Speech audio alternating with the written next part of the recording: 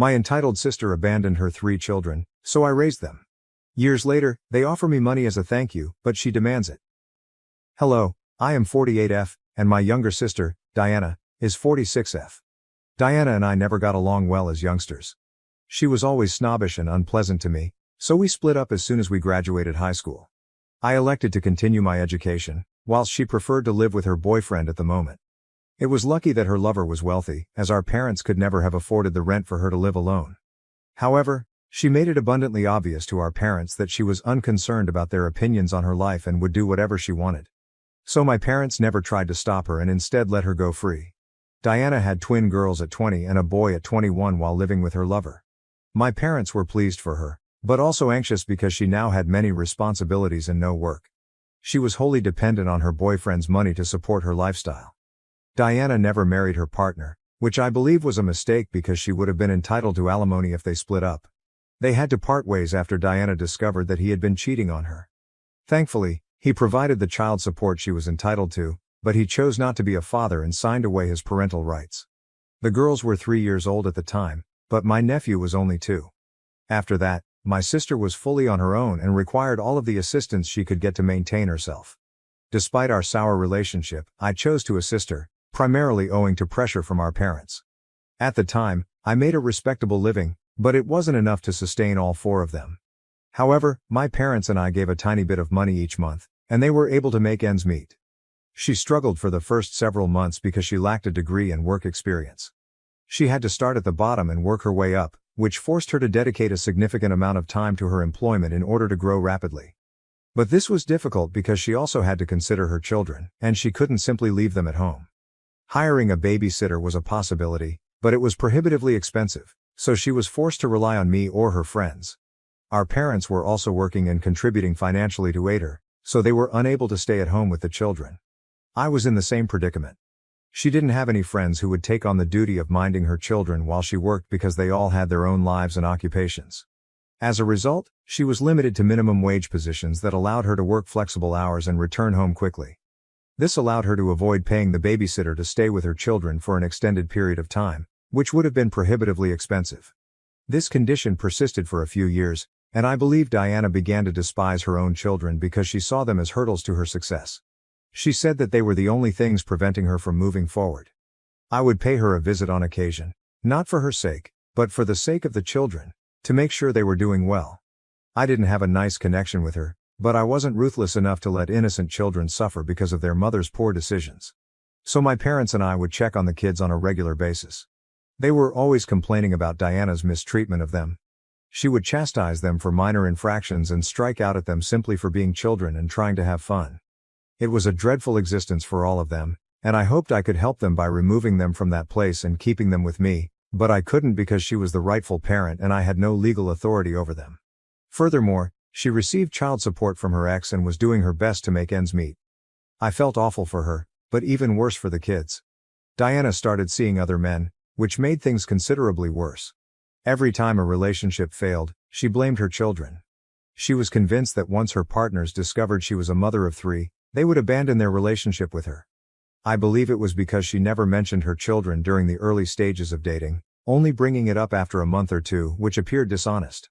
I tried several times to explain this to her, but she was convinced that she was being rejected because she had children. She kept teasing them about it, reminding them of how their father had abandoned her and threatening to leave them as well if they didn't behave. The children were scared of her, and their childhood was defined by their mother's narcissism. This continued for years. Several times, I considered taking the kids and fleeing with them, but I couldn't. I could not petition for custody or denounce her because, while her actions were wrong, they did not justify taking the children away from her. So the scenario remained, and the kids were simply grateful to have me in their life. My parents were too elderly to be their pals, but I was always there for them when they needed it. They could never tell their mother about their issues, but they could always go to their aunt, which they did. Whenever they had problems with school, academics, or even Diana, they would come to me, and I appreciated their trust. It's no surprise that when they turned 18, they decided to leave their mother's house and move in with me instead. Now that they were no longer children, they could select where and with whom to live, and they chose me. Diana was clearly dissatisfied and had a lot to say. She stated she had squandered 18 years of her life raising these children, only for them to abandon her in the end. She was really unpleasant about it, telling me that if I had wanted to raise her children so badly, I should have stepped in sooner rather than taking over after the work was basically done. I wanted to tell her that she hadn't actually raised them. They had basically raised themselves because she was usually at work or out on dates with guys who eventually dumped her after discovering she had 3 children. She had no idea what her priorities should be, and it was clear why things turned out as they did. The children selected the person who had genuinely been there for them over the person who had always tortured and reprimanded them since she couldn't find anyone and was miserable in her life. It was evident that she had no idea she was harming them because she was suffering herself. However, I did not want to rub it in her face because I knew it must have been unpleasant for her, which is why she was lashing out at me. So I kept my mouth shut and that was it. After that, we didn't really communicate. Her children opted to leave her and live with me. Diana also chose to cut ties with all of us and cease speaking to anyone, including our parents. This was weird because they had done nothing to deserve it.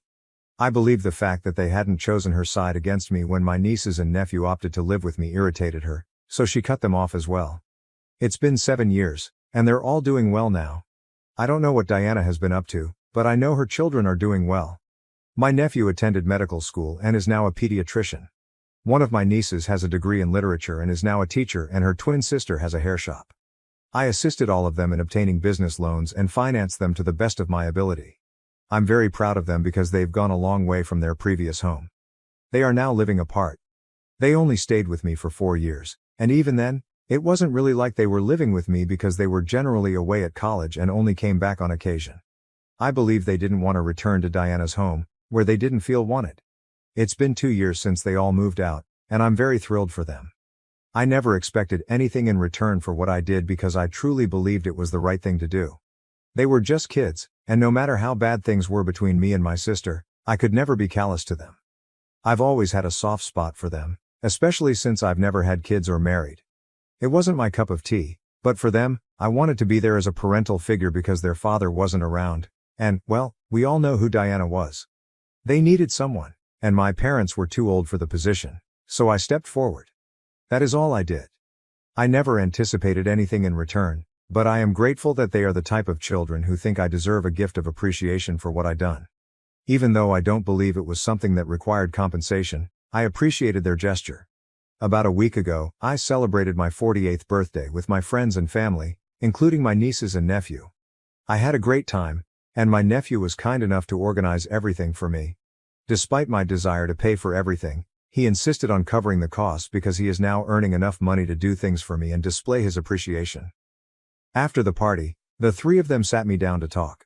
They told me that now that they were all financially established, they wanted to express their gratitude by collectively writing me a check. I tried to explain that it was unnecessary because I was still working and could support myself, but they insisted. They claimed it wasn't about repaying a debt, they could never repay me for what I had done for them since it wasn't about money. It was about the encouragement and faith I had provided them, which they could never fully repay. This was their humble attempt to show their appreciation. I was deeply moved by their genuine act and wanted to share it on social media. I just wanted to thank them for everything they were doing for me. My sister and I hadn't spoken in years, so I didn't think she would care. I was blocked on every platform, and I assumed she wouldn't see it, so I felt it was fine. Diana had never followed up with us or inquired about her children's well-being after they had left home. Granted, it was they who broke up with her first and moved in with me, but that was her fault. The least she could have done was show interest in their lives and try to be a mother figure to them in order to make one for her faults. But, to be honest, she didn't seem to care about the loss of communication, so I figured she was all right. Anyway, following that post, I received a reply from her a few days ago. I wasn't expecting it because, as I indicated, we hadn't spoken in 6 years. However, I should have predicted that as soon as she realized her children were financially secure, she would start sniffing around like a bloodhound, trying to figure out how much money she could obtain from them. In her reply, she stated that she had seen my post and wanted to talk about her children. She recognized that she had made mistakes in the past and had not been a good mother to kids, but she felt compelled to give herself another shot. She claimed she had missed them a lot over the previous 6 years. I'm not sure how much truth there is in that statement because if she truly missed them, she could have contacted me at least once. She asked me to speak with her children and help bridge the gap between them, as they respond well to me. The timing was strange, so I ignored her message. However, when I failed to react, she called me in the evening, and I snapped. She insisted that I assist her in reconnecting with her children, but I refused. I was quite aware that she was merely pursuing their money, not because she truly cared about their well-being. If she truly regretted what she had done, she would have contacted them directly rather than talking to me. She couldn't let go of her pride and ego for a single second. She still expected her children to contact her, despite the fact that she was the one who had made a mistake. It was amazing how entitled she was. She tried to dispute with me, arguing that she wasn't pursuing their money and that it was offensive for me to suggest so. I assured her that I was not implying anything. It was so obvious. I felt appalled and repulsed by what she was doing. She then accused me of stealing everything from her, claiming that I had already stolen her children and was now stealing her riches. I informed her that I didn't need the money and was originally hesitant to accept the check, but now I was going to take it all because she didn't deserve it. Now she's crying on social media, telling everyone what I said and attempting to make me seem bad. Some of my relatives say I went too far with what I said, that I'm greedy, and that I owe her an apology, which is absurd. That is why I am here to inquire if I'm in the wrong for telling my sister that she does not deserve the money that her children have decided to give me. Update. As some responses advised, I recounted the situation with my nephews and nieces.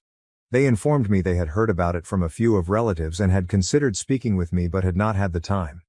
However, after I called them over and discussed it with them, they informed me that they believed I did the correct thing. My nephew was open about his views, stating that he had never considered of his mother as a maternal figure throughout his life. He always blamed me because she had never been there for him, and my niece agreed. He'd always been the most outspoken of the group, so it was predictable that this was all coming from him. My nieces were too emotional to speak, but he was quite angry and upset. He explained that Diana only spoke to me since she had never done the basic minimum for them. This was despite the fact that she was receiving child support from their father, and even then, she would humiliate them and make them feel horrible for merely existing, which was not their fault. They believe I did the right thing and have informed me that they will not contact their mother, regardless of what happens. They also believe that I should stand up for myself and explain my side of the story online now that Diana has decided to speak negatively about me on social media. They believe that this is the most effective approach to convey the message, therefore that's what I'll do. I'm delighted they opted to take my side in this because my parents are staying out of it and have stated that they don't want to get involved. Diana never spoke to them after her children cut her off, which I find unusual. My parents' polite approach to this problem strikes me as unusual, given that they have not communicated with Diana in the last 6 years. I was disappointed, but at least my nieces and nephew support me. Now many people have asked me why I did not petition for custody and have the children taken away from Diana if I knew she was a bad mother and was mistreating them. I mentioned in my piece that, while her actions were wrong, they did not constitute torture, abuse or neglect. She was constantly harsh to them and wasn't emotionally present for her children. So while I could have filed for custody, it was quite improbable that I would have gotten the children into my care. Courts typically encourage families to keep together, and in this case, they had already lost their father. Their father had abandoned them, leaving them with only their mother as a biological parent. Naturally, the court would want the family to stay together. I knew that if I filed a petition against her or took legal action against Diana, she would ensure that I never saw them again. She would make certain that she took the kids far away from me. It was already improbable that I would have been able to take kids away from her and obtain full custody, so this would have put them in a dangerous situation. This is why I decided to play it safe by staying in touch with them and being available for them at all times.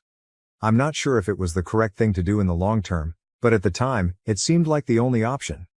Maybe there were other ways to deal with it, but it was all I could think of, so I did what I believed was right. It was difficult for me, and for years I debated whether I should file for custody or have kids taken away from her and rehomed, but there's no telling what might have occurred, and I figured it was better for kids to stay with their mother and maintain touch with me and my parents than risk anything in this circumstance. I hope this answers the questions most people had for me. Maybe I came across as the evil guy for what I did, but I don't care.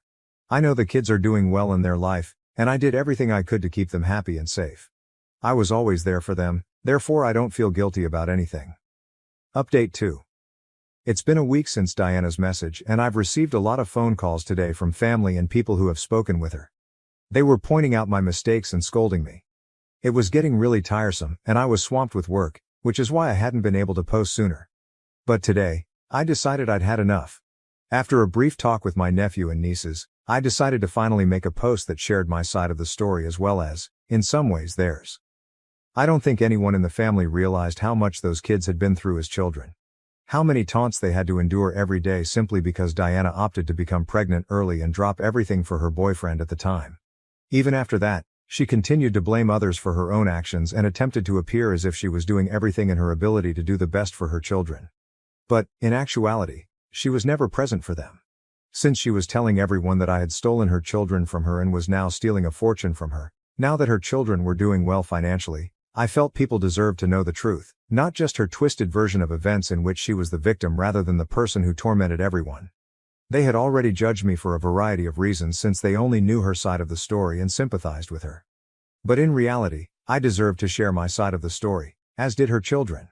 So I typed everything up a few hours ago and published the post. So far, she hasn't said anything to me, and the only texts I've gotten are from relatives who were judging me earlier. They have now abruptly changed their tune and are attempting to apologize for judging me too soon. But frankly, it means nothing to me. I simply wanted them to know the truth. I don't care what they think of me, but it was vital for me to speak the truth and share how Diana handled her children, which is why they are no longer in contact with her. Anyway, now that everything is finished, I am ready to move on from this. Honestly, I don't want anything to do with Diana anymore, and I was perfectly content for the past 6 years when she didn't contact me. I believe the same may be stated for her children as well. I don't understand why she felt the need to create so much drama. If she wanted money, she might have asked for it rather than pretending to want another chance at motherhood. Update 3. It's been a day since I wrote that post. Diana may have woken up today and decided to get back at me. Instead of contacting me directly, she became increasingly dramatic and began commenting on that post, attempting to make it appear as if I was lying. But it was not going to work. Obviously, as soon as she attempted to react, her children began commenting and responding to her, reminding her of particular episodes from their childhood in which she had been cruel to them. That lasted about an hour, and I didn't feel awful about it. Nobody else did, because my nephew, nieces and I were all thoroughly enjoying the process. They were utterly humiliating her, and there was no way she could get out of it since every single lie she tried to say to make me look bad was discovered. I'm glad I chose to do this on the weekend. Otherwise, we might not have been able to respond as swiftly. Anyway, that lasted about an hour, and then she began deleting her comments so that no one could catch her in her falsehoods. However, it was too late because many others had already noticed what was going on in the comment section, and I believe she began to be called out for her actions by others. She started erasing her comments and backtracking on everything she said, and then she blocked me. She also blocked her children. I'm guessing it was her way of surrendering, and I'm pleased she did because she would have lost in a fight with us. We clearly have the upper hand here, morally or otherwise. I believed deleting the comments would be the end of our connection, but she chose to contact me personally as well. She messaged me, saying she hoped I was happy now that I had presented her as the monster and everyone hated her. It was very ironic coming from her, because that was exactly what she was attempting to do to me first. She initiated it, and now when I wanted to return it to her, she is unable to accept it. I don't understand why individuals attempt to dish it out when they know they can't take it in return. Just don't cause any drama if you don't want to be held accountable for the results. Anyway, I disregarded that message, and that's what we're all going to do for the rest of our lives because she's no longer worth our attention. She has proven it. Thank you for watching. If you haven't subscribed yet, please do so and hit the notification bell to stay updated with more shocking real-life stories happening around you.